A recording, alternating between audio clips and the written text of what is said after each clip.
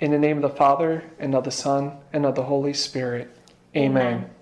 I believe in God, the Father Almighty, creator of heaven and earth, and in Jesus Christ, his only Son, our Lord, who was conceived by the Holy Spirit, born of the Virgin Mary, suffered under Pontius Pilate, was crucified, died, and was buried.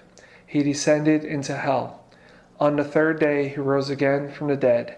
He ascended into heaven and sits at the right hand of God, the Father Almighty. From thence he shall come to judge the living and the dead. I believe in the Holy Spirit, the Holy Catholic Church, the communion of saints, the forgiveness of sins, the resurrection of the body, and life everlasting. Amen. Our Father, who art in heaven, hallowed be thy name. Thy kingdom come, thy will be done, on earth as it is in heaven. Give us this day our daily bread, and forgive us our trespasses, as we forgive those who trespass against us. And lead us not into temptation, but deliver us from evil. Amen. Hail Mary, full of grace, the Lord is with thee. Blessed art thou among women, and blessed is the fruit of thy womb, Jesus. Holy Mary, Mother of God, pray for us sinners, now and at the hour of our death. Amen.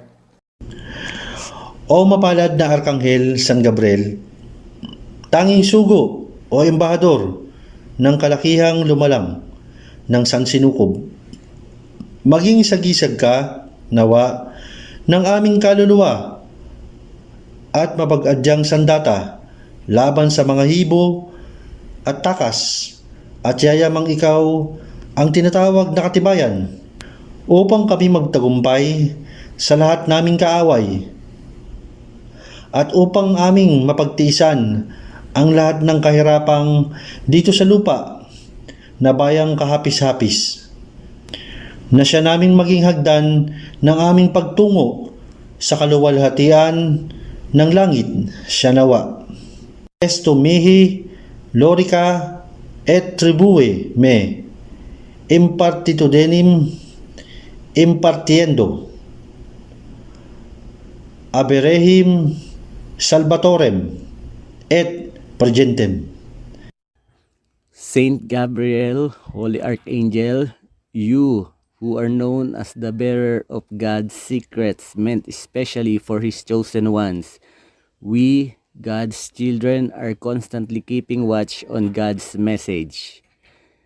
Through your powerful intercession, may we receive God's words and messages so that together with Mary, our Blessed Mother, we may give glory and praise to Him.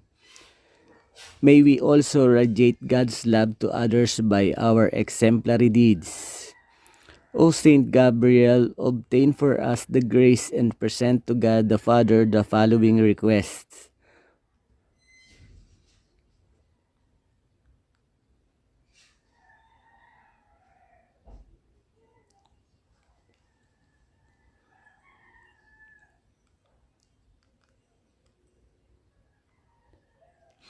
Through Jesus Christ our Lord, together with the Holy Spirit, forever and ever.